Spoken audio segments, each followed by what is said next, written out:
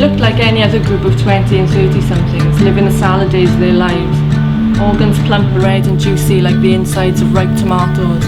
Minds crisp like iceberg lettuce. Sex powerful and biting like onion.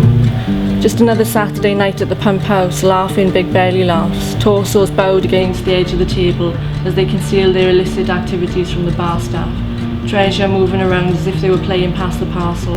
The smell of perfume and alcohol shrouding their bodies like vinaigrette.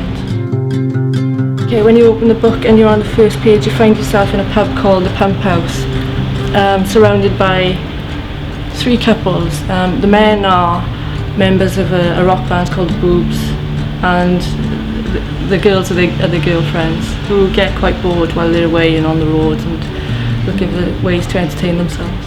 My last book was a non-fiction book about a Welsh band, and I went on tour with them for a few weeks.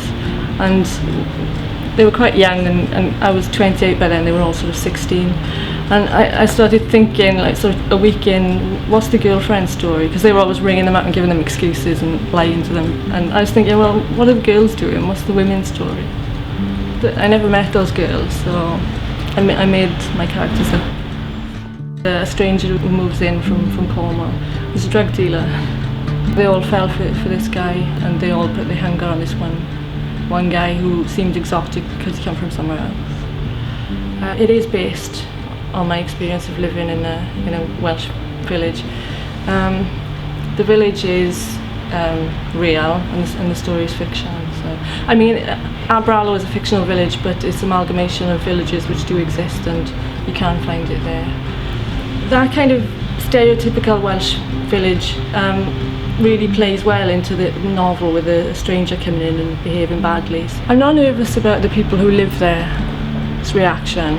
That's fine, because they know what it's like to live there. What I'm worried about is people who might have been there once or twice, or have got this stereotypical image they've got from watching How Green Was My Valley, and think that it's like that, or want to think it's like that. Nostalgia is a bugbear for a contemporary writer. I'm already halfway into my next novel. It's set in New York City mostly.